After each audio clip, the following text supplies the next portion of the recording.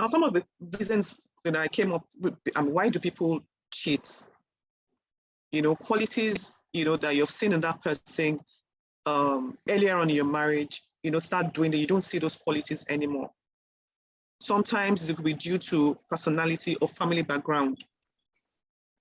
When you see some men, and the beauty of Islam is that before you get into any marriage, it's always very nice for you to do your own background check. Have a background check so that you will not run yourself into trouble. If it's something that runs in their family, ask yourself, why does it run in their family? Because there's some things that in some people's DNA, they will do it. Even if you're Miss Nigeria or Miss World. Another thing, of course, is values. If the person is huge on values, I've seen a lot of Muslims, so Tabligh, whatever, they're not huge on values. They read the Quran from dusk to dawn, but they're not huge on values. I've seen people that just say their 5 daily prayers. They're huge on values. And these values are the things that ride on every other thing. Without these values, it's finished. You know, so the value you're bringing into the marriage and you're sharing with each other, when you get married, you must reiterate those values such that when the person is threading the path of infidelity, he or she remember the value that you people have written down. And I always reemphasize that, see, the core value, we get into marriages without even sharing or deciding that we should have core values. What are the core values between us? What are the core values between us and our children?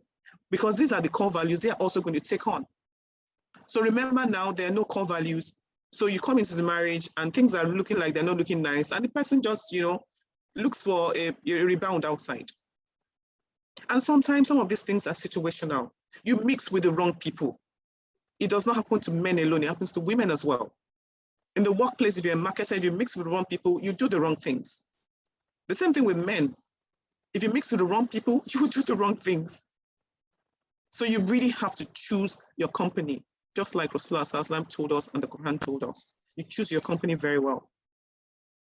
And then if you at the ab initio, you are not committed to the marriage, it is likely that you're going to cheat.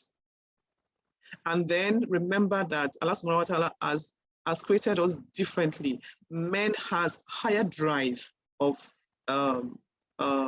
sexual hormones than women. That does not mean that some women do not have higher than men, right? It depends on the kind of mix that you find yourself in. You might get married to someone that is highly sexed. It means that if you do not quench that person's sexual desires, there will be wala. And if you're one of those men that will say, well, it's just sex all the time, you're such a maniac, you know, you have killed her because she will not come again.